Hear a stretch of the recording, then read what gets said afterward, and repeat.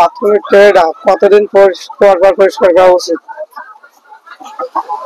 আচ্ছা, আমরা আসলে লেয়ার খামারে আমাদের কিন্তু খুলনাতে এরকম ট্রে সিস্টেমে কিন্তু এই যে আপনারা দেখছেন, এই যে ট্রে সিস্টেমে কিন্তু এই যে মুরগির পায়খানা ট্রের পরে ট্রেতে পড়ে এবং এই ট্রেতেই কিন্তু পায়খানাগুলো জমা হয়ে থাকে, মুরগির পায়খানাগুলো।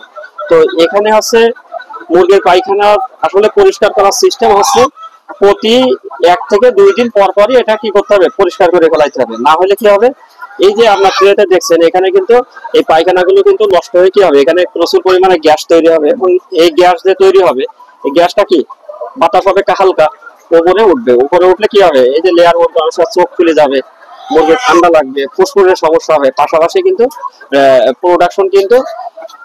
প্রোডাকশনও কমতে শুরু হবে। এই জন্য আপনাদের লেয়ার খামারি ভাইদের জন্য সবচাইতে ভালো নিরাপদ আছে প্রতি 1 থেকে 2 দিন, সর্বোচ্চ 1 দিন পর্যন্ত রেখে আপনি এই পায়খানাগুলো পরিষ্কার করবেন। তাহলে আপনার লেয়ার খামার গ্যাস থেকে নিরাপদ থাকবে এবং আপনার মুরগিগুলো সুস্থ থাকবে এবং সুন্দরভাবে ডিম উৎপাদন। ভাই, এই বিষয়টা জানতে পেরে আমাদের অনেক ভালো লাগছে। আর যত লেয়ার মুরগির খামারিরা আছেন এই নিয়মটা মেনে চলবেন।